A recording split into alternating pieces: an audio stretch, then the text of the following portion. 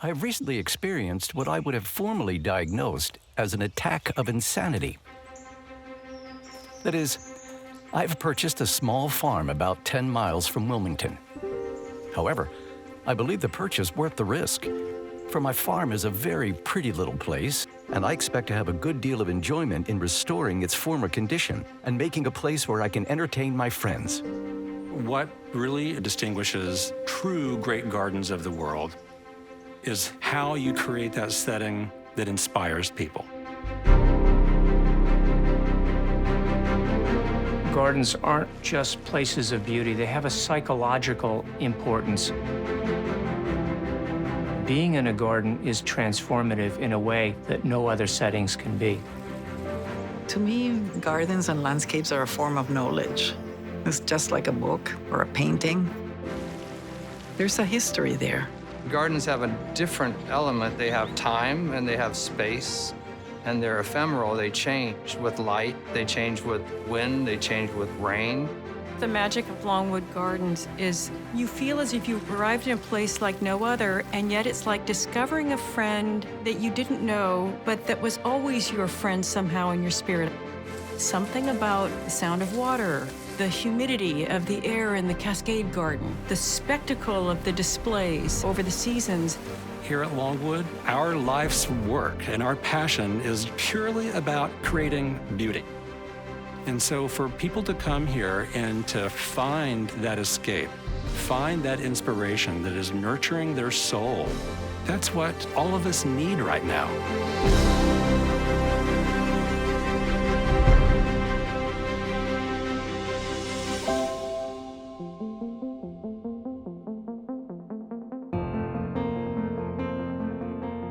Longwood Reimagined is a project that has been in the works, and we've been planning it for years now. We are opening up more of our garden and more experiences for our guests and the community to see here at Longwood. And it'll be a new garden experience like none other. Longwood Reimagined is a massive project that will expand and transform Longwood Gardens. The project is comprised of a number of new features across 17 acres that blends the historic with the new and continues their exploration of what it means to be a great garden of the world in the 21st century. Longwood's legacy and commitment and valuing of these two worlds, architecture and landscape, as woven together to support magic, is a dream project for us. The critical part of the design is to weave them together in a way that it's all about a kind of a visitor experience that's cinematic. It's a kind of a journey that unfolds, reveals, and changes, and that's the beauty, I think, the DNA of Longwood to begin with. It was our founder's vision, Pierre Pont. The way that he married architecture, engineering with his love for plants and beautiful displays, that's uniquely Longwood.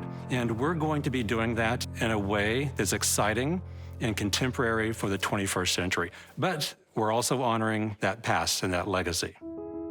Longwood's legacy is intertwined with the legacy of its founder, Pierre Samuel Dupont. Pierre was an American businessman, philanthropist, and a member of the prominent Dupont family. The Dupont family had a long tradition of gardening, and Pierre became one of the family's greatest gardeners. And although he preferred to reside amid the quiet, familiar beauty of the Brandywine Valley, he liked to travel, which introduced all sorts of influences. Longwood's conservatory is kind of a summation of experiences that Pierre had in his life, seeing huge greenhouses and exhibition halls at various World's Fairs in Europe and in America. All of those Pierre attended and was inspired by. Longwood Gardens was also shaped by Pierre's visits to the great chateaus, villas, and gardens of Europe. Particularly on his trips to Europe, he took note of innovations in architecture, as well as the grand scope of things. And he brought those ideas back, and he incorporated modern technology to give his own gardens a very unique feel.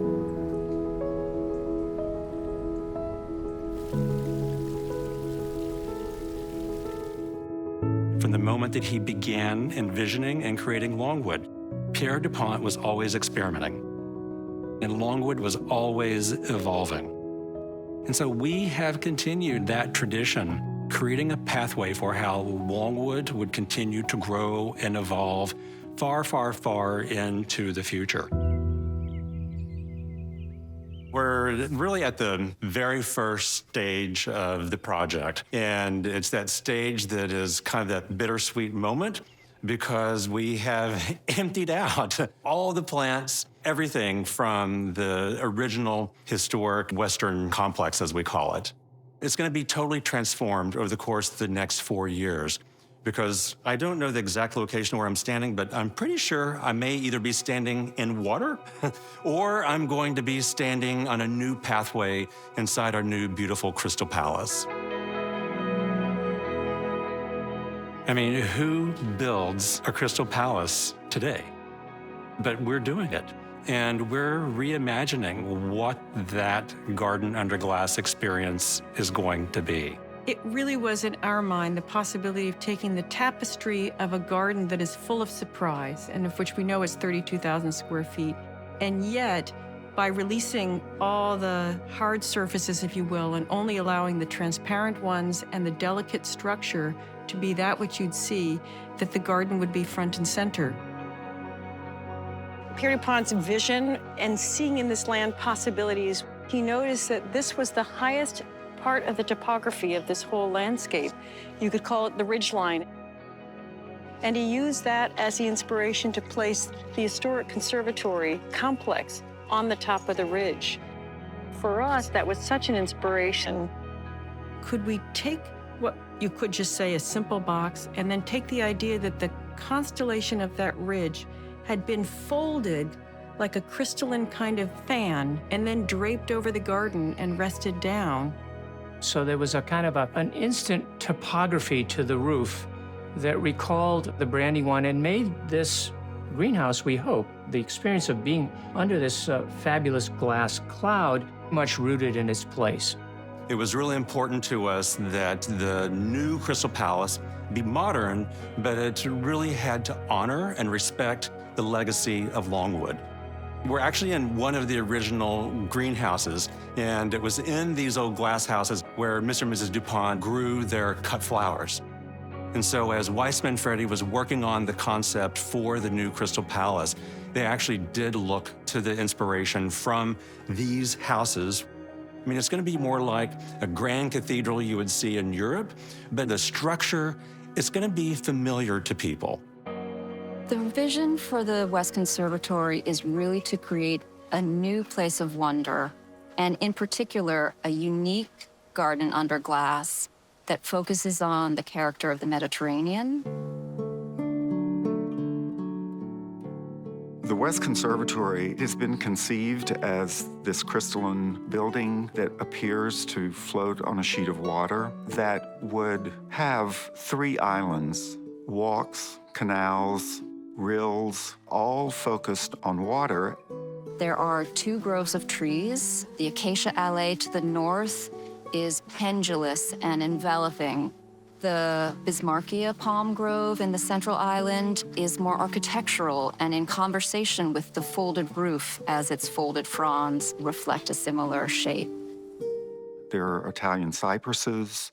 The whole ground plane is conceived as a tapestry of plants that seem to hug the ground, including over 60 species from the 5 Mediterranean regions of the world.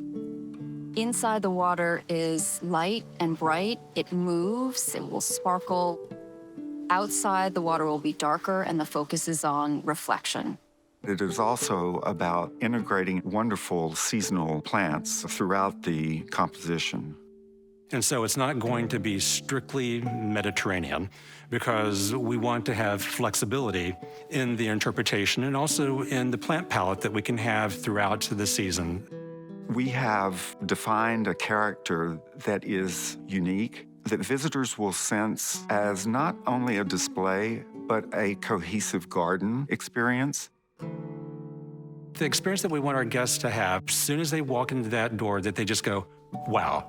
We've been working on that plan for 14 years now. Everything we've done to date has just been about getting ready for this moment.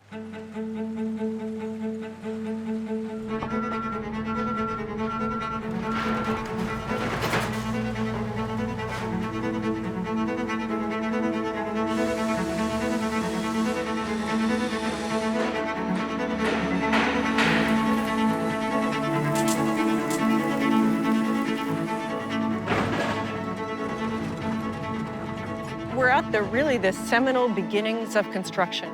It's actually happening. There's no turning back, there's only going forward. It's both thrilling and terrifying, and that's such a rush.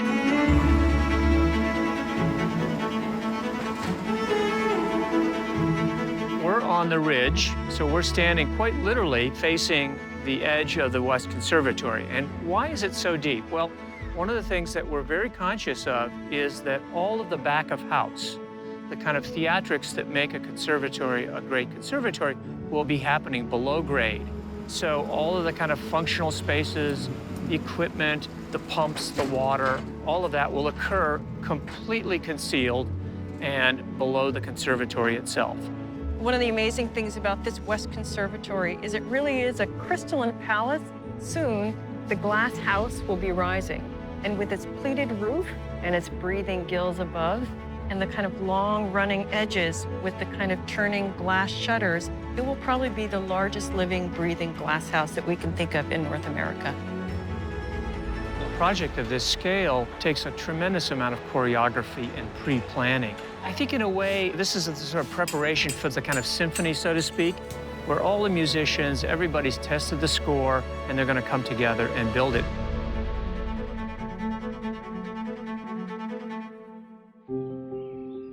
So when Pierre bought the Longwood, which was a farm, there were no greenhouse structures. And he built a smaller greenhouse for production. And he built his first atrium in the house. And everybody enjoyed it, so he decided to do a much larger greenhouse structure. Dear Mr. Harper, my ideas are quite beyond ordinary greenhouse construction. The buildings are to be monumental in character, designed to exploit the sentiments and ideas associated with plants and flowers in a large way. On the other hand, the expansion of the project is somewhat limited as we will have to conform to the character of the surrounding country, which is agricultural and a very simple architecture and landscape effect. The seeming incongruity of these two requirements is very interesting to me, and I will look forward with much pleasure to working out the problems which call for some clever work in the way of architecture and planning. His goal was to have something which he noted was quite monumental, sort of on a grand scale, and it was designed with the public in mind from the very beginning. The overall effect at Longwood that he was trying to achieve was the garden as theater.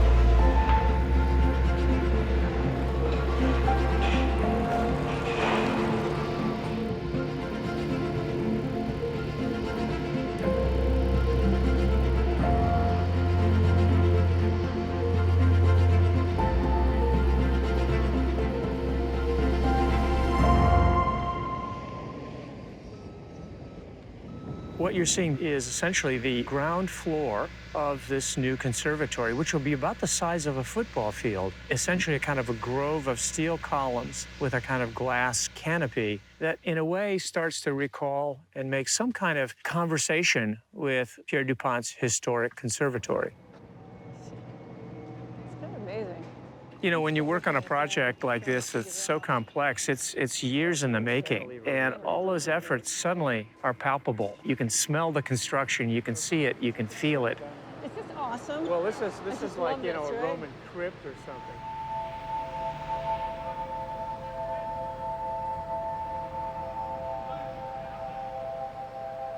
This is the engine for everything upstairs. And so the kitchen is here, all the support services here. And it's being able, like all good magic, to conceal the sources of what's making this magic happen so that it's all about wonder. I wish we could kind of freeze this sort of moment in construction where this rough rawness is so apparent and so about the anticipation of what will come. In many ways, it's almost like the ephemeral nature of a baby that you know will become something different altogether that will be just as special, but this moment we'll never get again. The original Crystal Palace was a large construction, glass and steel, very similar to what we have here. In fact, it was one of the inspirations for this new West Conservatory. Those very simple structures actually have a lot of complexity behind them, especially in a modern construction like we have here. The architects had a design intent that the new conservatory would have some relation to the old Lord and Burnham greenhouses that were on the site previously. So it has an arched shape that comes up kind of almost like a cathedral. And there's multiple of these that march across the conservatory. Those large structural steel sections are very difficult to bend. There's very few places in the world that can do it. So they're being bent and welded in Germany and then being loaded into containers and shipped here.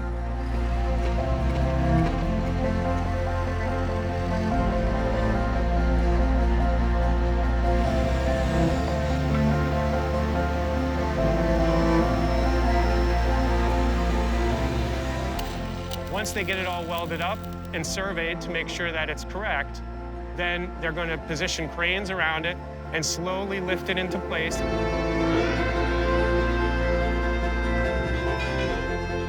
It'll be rotated up almost like an Amish barn.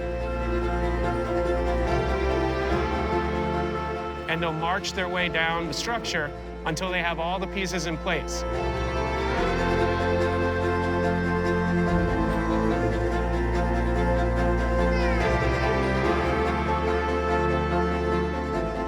Wow, look at this.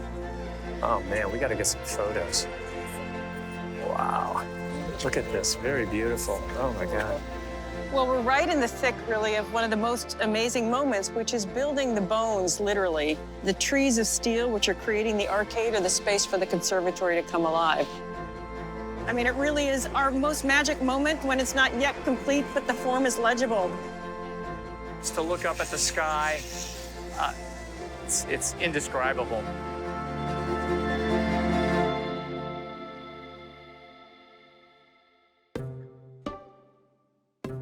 The creation of the conservatory was an elaborate process. Pierre used 3 different architects, but the process was overseen in every detail by Pierre himself, so he was kind of a connecting thread. Every expenditure at Longwood was recorded down to the penny. They would do inventories of how many screws were lying around, how many nails, how many thumbtacks. He reviewed every plan. He made copious notes. He was just very, very involved. As you look around the conservatory at Longwood, you see many of the influences of Pierre Pont. Your typical greenhouses have the mechanics showing, and here he wanted all the mechanics to be hidden. Starting with the heating system. Typically, you would have had the heating elements along the sides, but Mr. Pont wanted to make it as inconspicuous as possible, so everything is down below, and the radiator heat comes directly above. And then here, the columns are kind of interesting because elsewhere we'll see the bare concrete, but here he wanted to give the effect of tree trunks. So the columns are covered with creeping fig, Ficus pumila, all the way up to the top. Throughout the conservatory are hoses that come up from below, and you have your choice here of both regular water or fertilized water, and you use a wand to open the valve. And that way you can water the beds and not have these hoses everywhere, because when you're finished, they just go back in and you put the plate on and it disappears. This is what makes Longwood run. Here you can see all the mechanics that are hidden underground, which makes the above-ground experience aesthetically much more pleasing. Your heating systems, your electrical systems, and your water systems are all underground, and these tunnels go all around the building. So it's quite an underground city. The walls of the conservatory have a very substantial classical architectural feel with the bronze windows and the steel frame covered by the concrete aggregate finish. But if you look up, you see a very light, airy structure created by the metallic architecture really of the 19th century with these great steel beams and tremendous amounts of glass, which flood the interior with light, and yet you don't really notice it that much.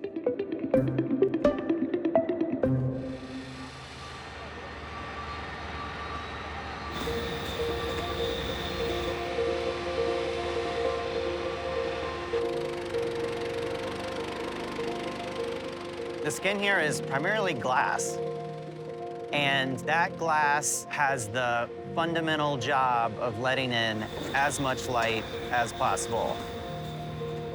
It is low iron glass. For the glass nerds out there, they know that the thing that makes glass a little bit greenish is actually the iron in the glass. And so there are special techniques to minimize the amount of iron in glass, and that allows it to have better visible light transmittance and allow in more light.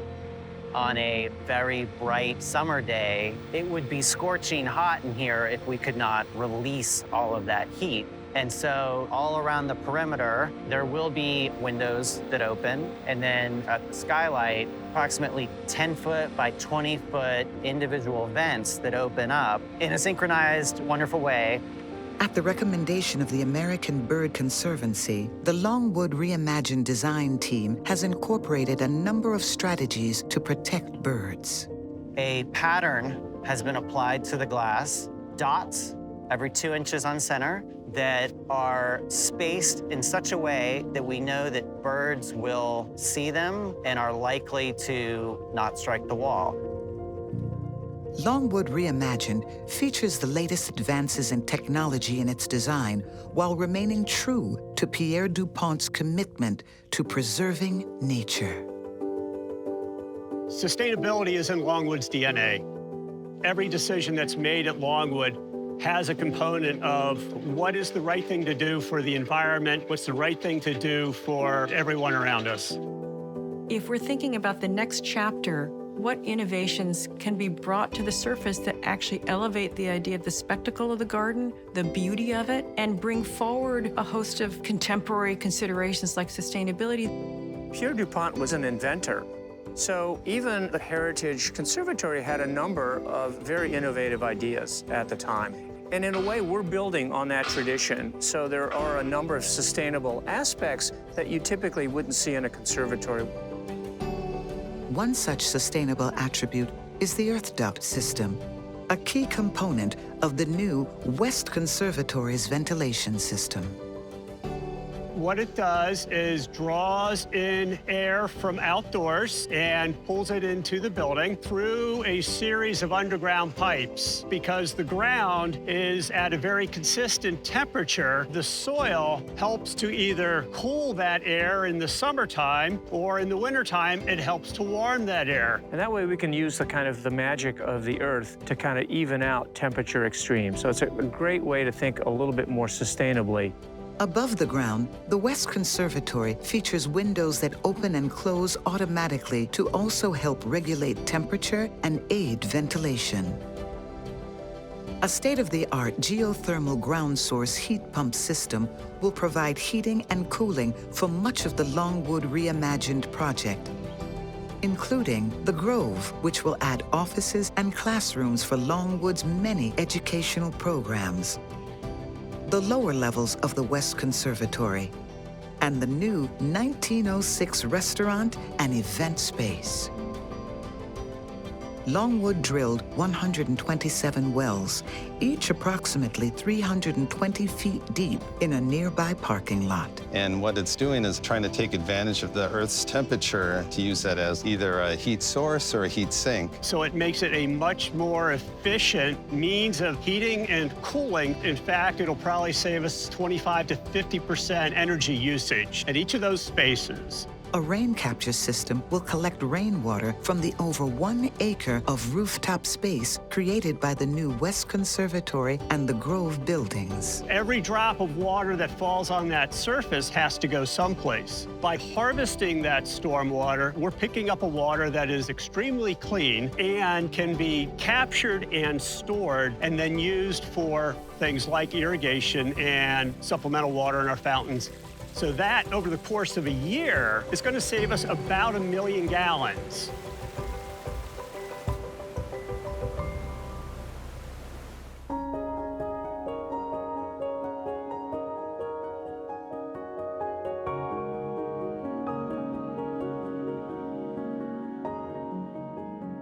Most humankind is driven by hope.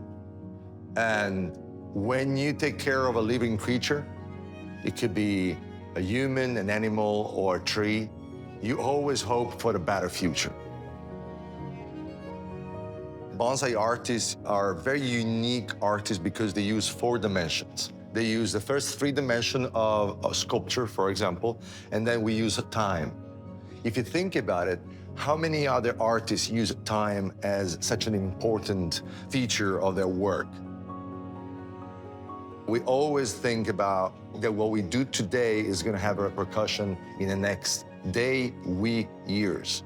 A bonsai collection is extremely important because it's a body of trees with the idea to represent very well nature at its best. The Kennett Collection is a very special place. Some of the trees here are some of the best you can find from around the world. It's a private garden owned by one individual who imports many special specimens from Japan and exhibits them all in this singular location.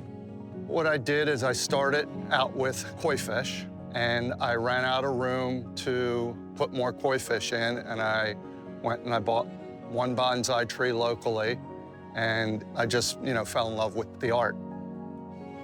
Locally, resources were very limited. So around 2009, I went to Japan and visited all the famous gardens in Japan. From there, it just took off. I explain it as a hobby that got out of control, but in a good way. Doug Paul has generously donated a portion of the Kennett Collection to Longwood Gardens. His gift will more than double the size of Longwood's bonsai collection and will be featured in Longwood's new bonsai courtyard. It's something I've always wanted for people to enjoy world-class bonsai in a public setting. These trees are really extremely old. This in particular, I'm working with this juniper that is going to be donated to Longwood Garden, is at least 150 years old. But there are some trees that are like incredibly super duper old. Like that one is by far, we're talking 350, 400 years of age. The location of where our bonsai are displayed now do not truly convey the significance of the collection. So there's going to be an entirely new bonsai garden where we can really highlight and showcase our world-class connection with our guests and bring that story forward. Bonsai tell us a lot of things. They can definitely help us to appreciate time in a little slower pace. I'm really looking forward to Longwood Garden to bring more awareness to the beauty and the true value of the bonsai as an art form, as a philosophy, as a different approach to life, and that thing that can connect us to the world of trees.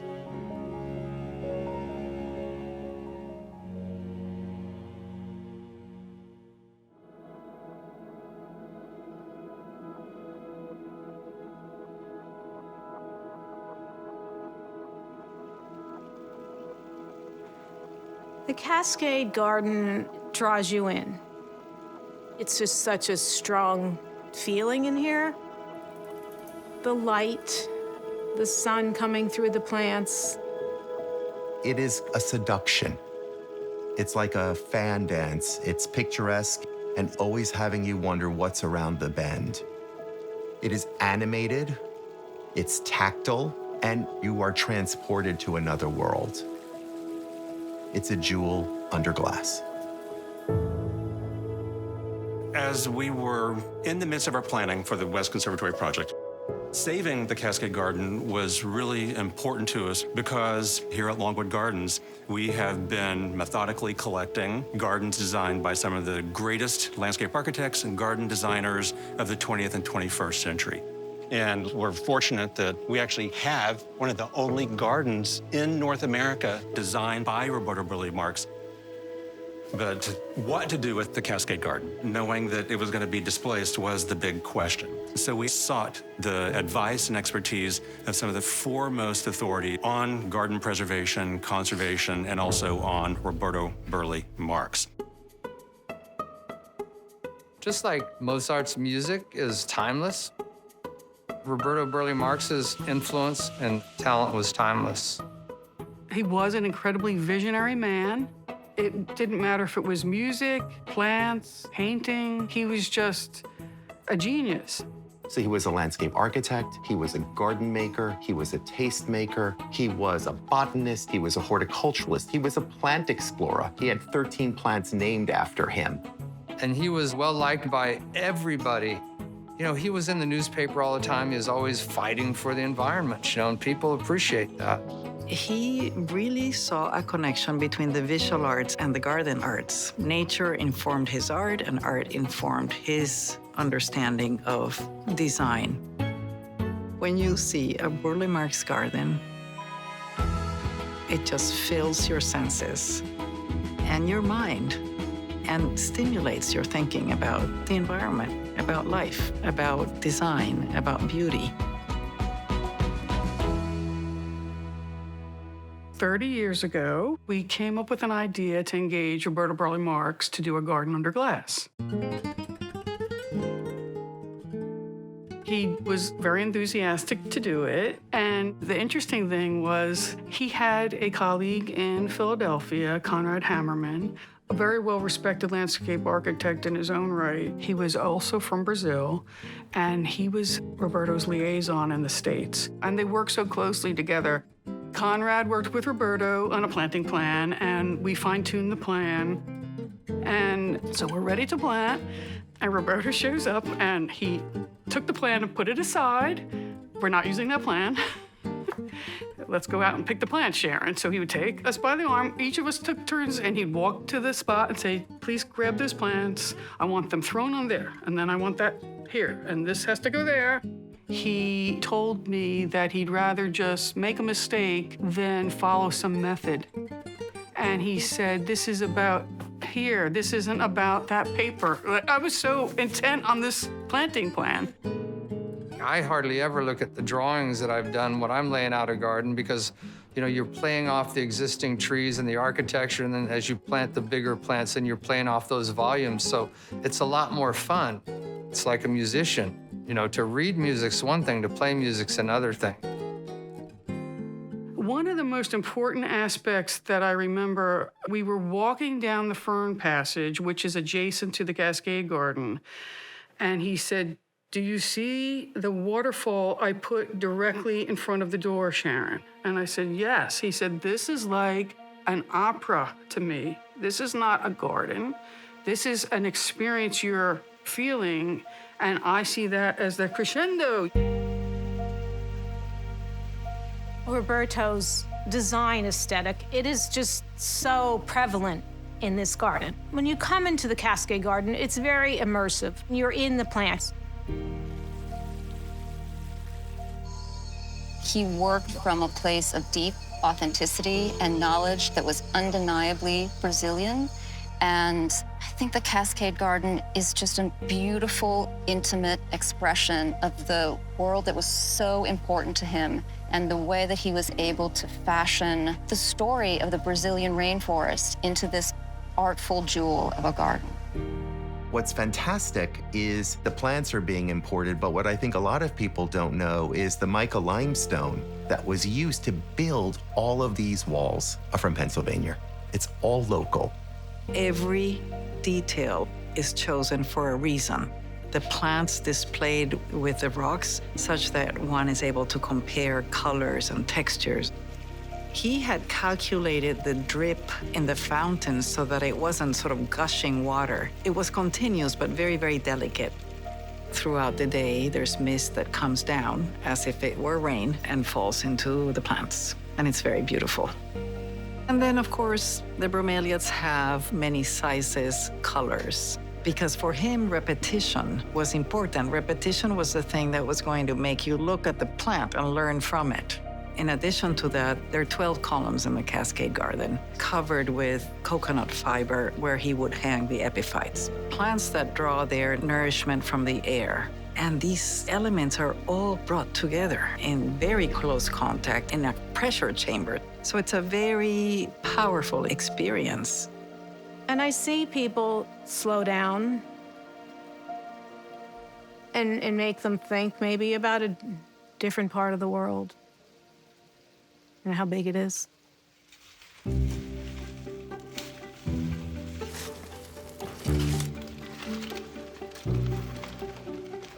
Gardens need to be preserved just like great pieces of architecture.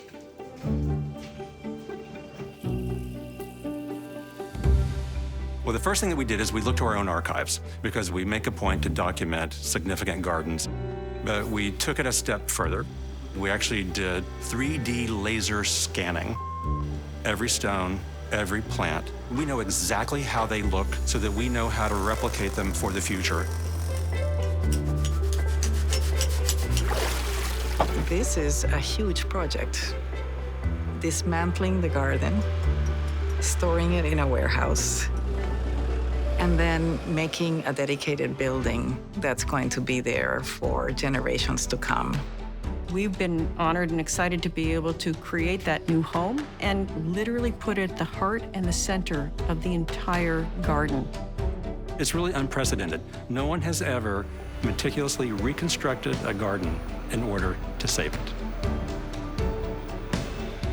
And they did really a beautiful job creating an enclosure of sort of timeless simplicity that solves mechanical problems, it solves the plant height problems, but it doesn't compete with the garden. What's remarkable about Longwood is they turned this into an incredible opportunity to bring in state-of-the-art technology to create a much better growing environment and a better and more welcoming environment and an ADA accessible environment. And so what we see is the highest standards for the restoration of the jewel in the setting. So when our guests come, those that know the garden in the past, they'll recognize it, but they won't quite know why it's better. But we'll know that it's the root zone heating that we've added. It's the better light systems that we've added. It's important that it's going to live on and continue to give people peace and comfort when they walk through. It's also kind of an honor that Longwood gets to be a part of carrying on the mantle and telling Roberto's story far, far into the future. Well, I think the preservation of any of his gardens is part of maintaining that legacy and having his spirit and his knowledge move forward and to keep giving. I think he'd just be happy as can be. He'd probably sing and have a whiskey. To me, gardens and landscapes are a form of knowledge. It's just like a book or a painting. There's a history there. And there's importance preserving these expressions of culture, expressions of the relationship between human beings and the natural world. That's what we're preserving.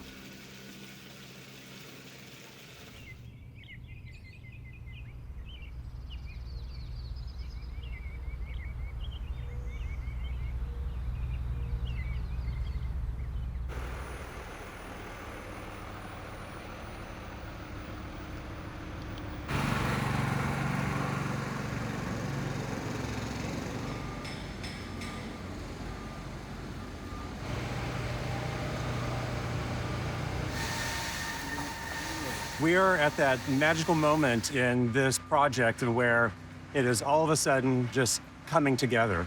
Everything that we saw presented on paper through illustrations, it's happening now.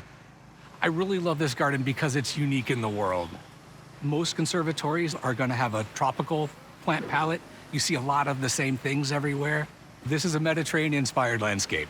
So we've got plants from the 5 Mediterranean regions of the world: California, Chile, Australia, South Africa, and the Mediterranean itself.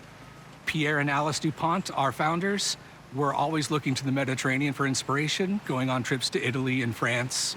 We've blended the plants not based on geography or on plant families. We were really looking at the colors, the proportions of the plant, texture of the leaves. This is really a new way to think about a conservatory. When people come in on opening day, I'm hoping that they see something they've never seen before. I hope they feel a sense of calm and a sense of awe, something that's a different experience and something that they can appreciate all the effort and thought and time that's went into creating this new landscape under glass.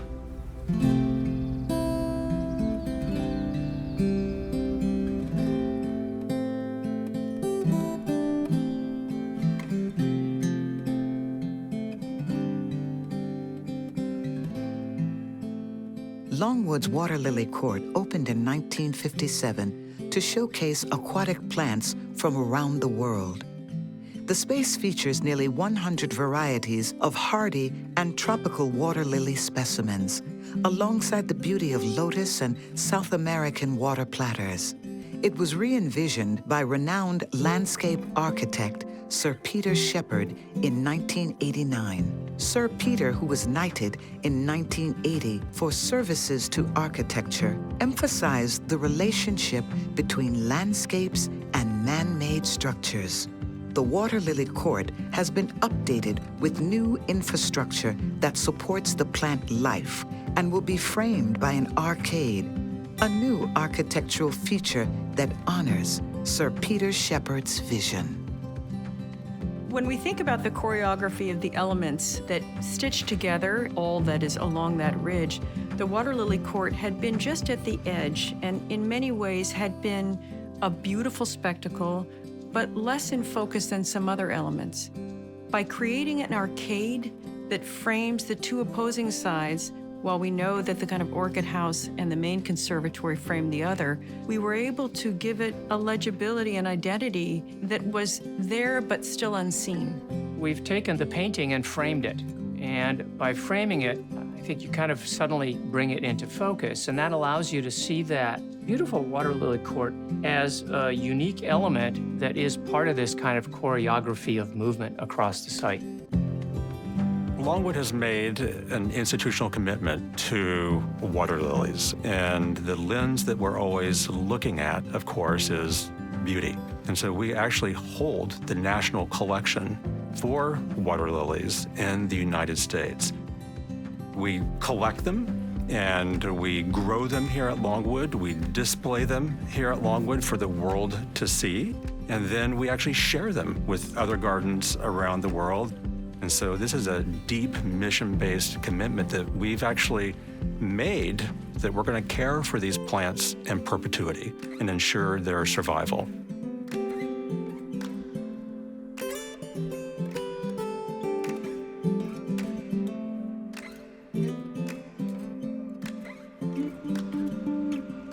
As we walk east, we're walking what will become the beautifully planted wall with the arcades that actually form the framework for the main fine dining area, carved into the hillside and becoming the backdrop to the theater on our right here of the main fountain garden. The whole goal is to really tuck the restaurant into a giant terrace so that inside the restaurant you'll have this expansive 180-degree view of these beautiful array of fountains. It's not just the idea of a restaurant, but it's the idea of dining in the garden. It's fairly shallow, so your experience of this kind of long gallery of these arched vaults, which actually have a trellised-like roof element, is all about kind of intensifying that sense of inhabiting that fountain garden. We're creating new infrastructure underneath the conservatories and creating a new dining experience so that our guests can sit in a beautiful restaurant and then they can watch our amazing fountains dance. And so it'll be like having lunch at Versailles. Another aspect of a great garden is it's about engaging all the senses. So it's your sight, it's your smell, it's your hearing, it's the taste. All of that is influencing how you're interpreting that garden and the memories that you take home.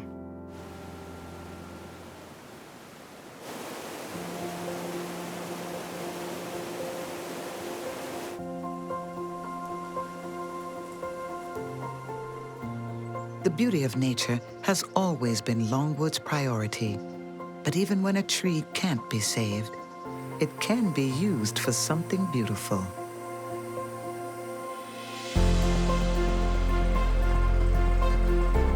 One of the goals of Longwood Reimagined is to reuse wood from trees that have fallen or are at the end of their lifespan. Seeing the final product and just knowing how much work has gone into it, you know, because it goes from rough lumber and then you got nice tables, you know, nice finish on them, and it's a real pleasure to see that stuff. Each log has a story, and those pieces all have a special meaning. The Challenge program is a construction training program. We work with youth that have serious barriers to employment. 18 to 24 is our target age. We do construction training on the job site. We have comprehensive case management, and we try to get them ready to enter the workforce. Longwood Gardens wanted to use their own lumber throughout their Longwood Reimagined project. So they approached us to take some logs and mill them into usable lumber for furniture. There's a couple farm tables for the restaurant. There's a special table that's supposed to look like a ginkgo leaf. There's a bunch of bonsai furniture for the bonsai room. It's about 25 pieces altogether. It's a good use of the wood. It's actually a carbon sink where it stores carbon instead of releasing it into the atmosphere. Longwood is really good with using us as a community outreach, working with a population that doesn't usually get to experience something like Longwood Gardens. It's really been a great partnership. The Challenge program is home for me, honestly. It's a group of people that really do want to see you at your best. Getting the opportunity to learn all these different skills from people that care about their community, that's a really cool thing. I learned a lot here, so it's rewarding. They want to see us do good, but they also want to help us learn so we can get out in the world and do for ourselves as well.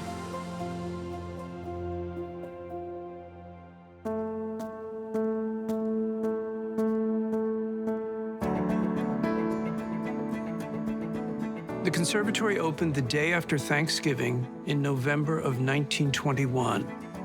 It was a grand opening party. There was an orchestra from New York. There were dancers from the Metropolitan Opera House, and just a great mingling of all the society people from Wilmington and Philadelphia, 600 some. And they were amazed at the scale of the property. Exotic plants from all over the world, giant azaleas and rhododendrons, acacias, camellias, and orchids. So the overall effect at Longwood is sort of like a Garden of Eden in Pennsylvania. The public had never seen anything quite like this.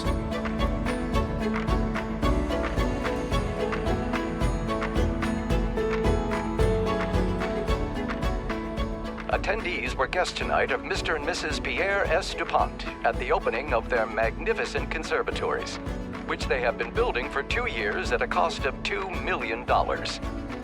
The central structure of the conservatories, with its glistening glass dome, is of heroic proportions, and its style resembles the Italian Renaissance.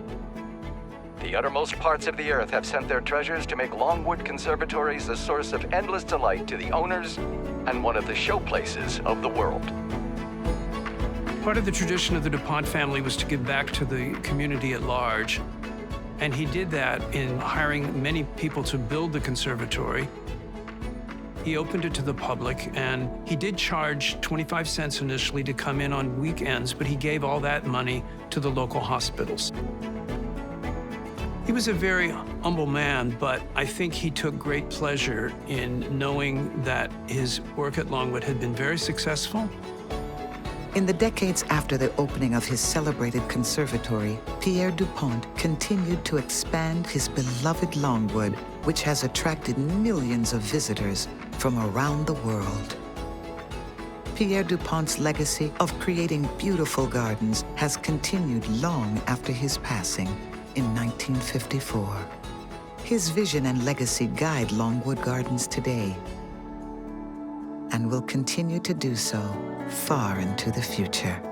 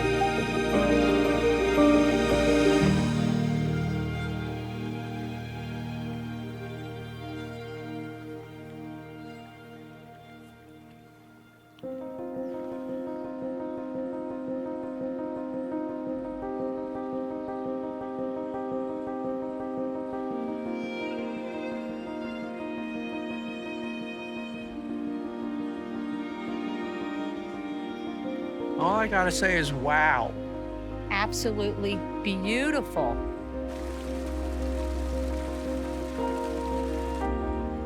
Kind of gives me the chills, actually, just to sit here and take this in. You get the air from outside and you get the sun coming through the glass, and no matter where you look, you're seeing something you've never seen before. It makes me feel like really happy. It's just so amazing in here.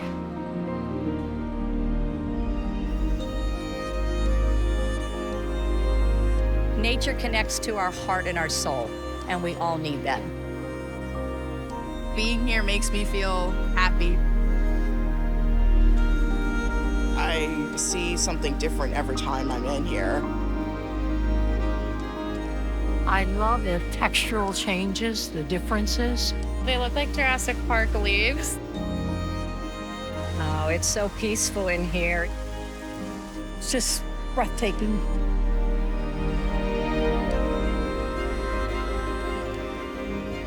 Amazing what they've done. We feel very happy when we're here. The way the artist designed the backdrops makes the bonsai look their best. I mean, they just did it perfect. Just gorgeous.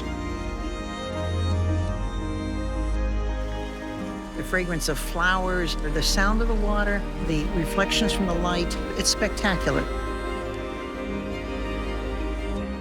It's like being outside when you're inside. It's a plant cathedral. Coming here, it uplifted me and filled me with a sense of hope. Anywhere that you're around nature and color and light, there is hope, there is joy. For me, the North Star for this project from the very beginning has never been about today. It's about tomorrow. And that's the beautiful thing about being a gardener or a horticulturist. You're not really planting a plant for today. You're always envisioning what it's going to look like in the future and what kind of impact and what kind of joy that this project will have on our community. Great gardens sustain beauty and inspire wonder. They are celebrations of civilization and culture. For more than 115 years, Longwood Gardens has harmoniously blended art and science to create a horticulture experience of unparalleled splendor. It is truly one of the great gardens of the world.